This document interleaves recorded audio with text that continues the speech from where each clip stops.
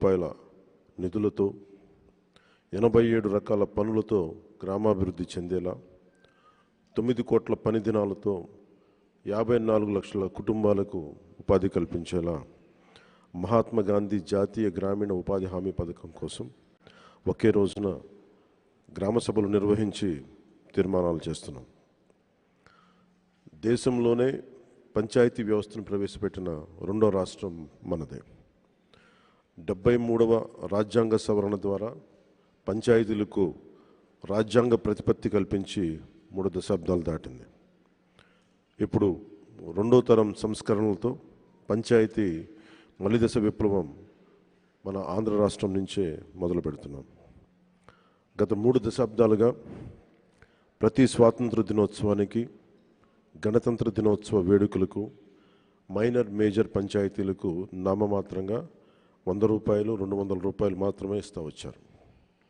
మనం తీసుకొస్తున్న పంచాయతీ సంస్కరణలో భాగంగా 100 రూపాయలను 10,000 రూపాయలు, 250 రూపాయలను 25,000కు పెంచి మా ఎన్డీఏ ప్రభుత్వం చిత్తశుద్ధిని చూపాం.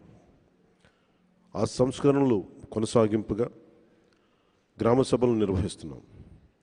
గ్రామ సభ అంటే ఒక 10 మంది చేరడం కాదు, గ్రామాభివృద్ధికి బాధ్యత తీసుకోవటం, మన గ్రామాన్ని మనమే పరిపాలించుకోవడం. భారతదేశపు మూలాలు, జీవం, చైతన్యం మన పల్లెల్లోనే పదిలంగా ఉంటుందని మహాత్మా గాంధీ గారు చెప్పారు.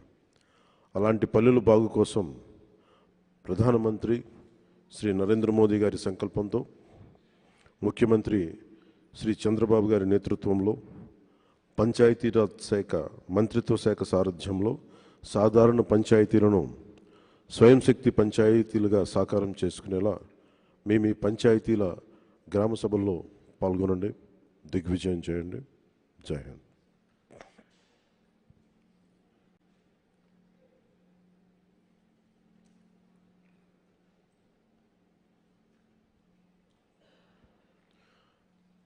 గత ప్రభుత్వంలో 2019-2023 వరకు 40,000 కోట్ల 579 కోట్ల రూపాయల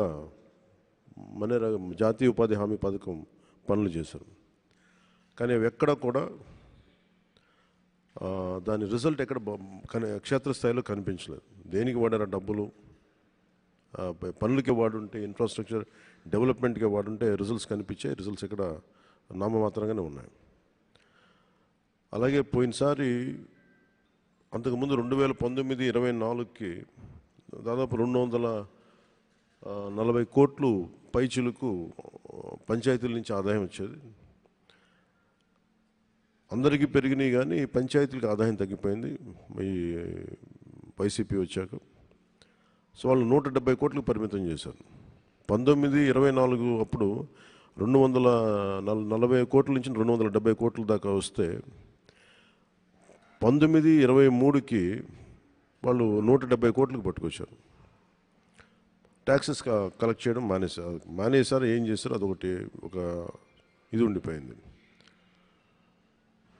ఇది మేము చాలా త్రికరణ శుద్ధితో మార్చాలనుకుంటున్నాం. పంచాయతీల్ని బలోపేతం చేయాలి, వాటి కాళ్ళ మీద వాటి నిలబడగలిగే పంచాయతీలు ఉండాలి. సెల్ఫ్ జనరేటింగ్ పంచాయత్స్, వాటి విద్యుత్తుని అవే ఉత్పత్తి చేసుకునేలాగా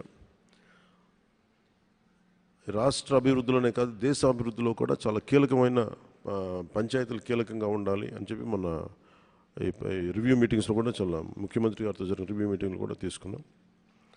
అలాగే ప్రతి పంచాయతీకి ఒక యూనిక్ గుణం ఉంటుంది, ఒక ప్రత్యేక గుణం ఉంటుంది.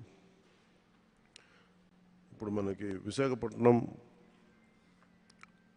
ఆనందపురం విలేజ్, ఆనందపురం మండలం, విశాఖపట్నం లాంటి చోట ప్రత్యేకత అక్కడ పువ్వులు.